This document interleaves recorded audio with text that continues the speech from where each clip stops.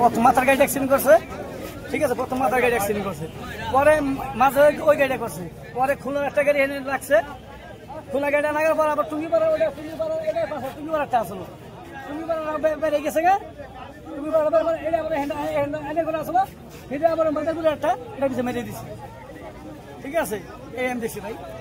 বৃষ্টি ছিল, গাড়ি হালকা হালকা ছিল, রানিং থাকলে তো আমরা সব মরতাম, গাড়ি ছিল হালকা, এই জন্য টাকা খুলে গেছে, ড্রাইভার আসলে কি গাড়ি ওদিক চলে গেছিল, ওদিকে বৃষ্টি আপনার ওই সাদা দাগের ক্রসিং এর এই পাশে মোটরসাইকেল আছে, মোটরসাইকেল বাসে থেকে আমার ডাইন মোড় আমার বাইরে দিতে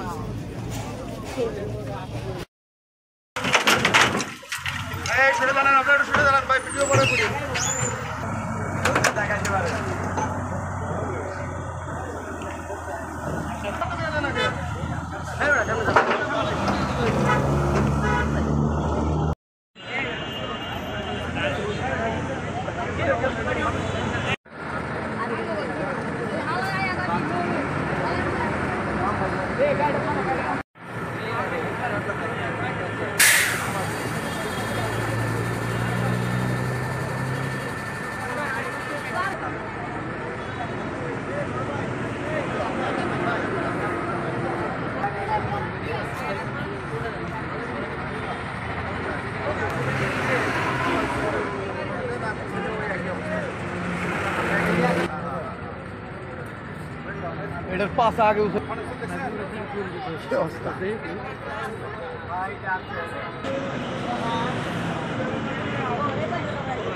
ভাই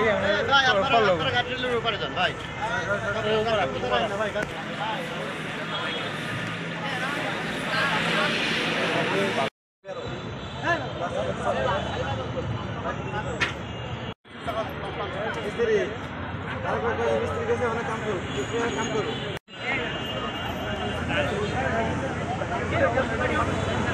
শিবচর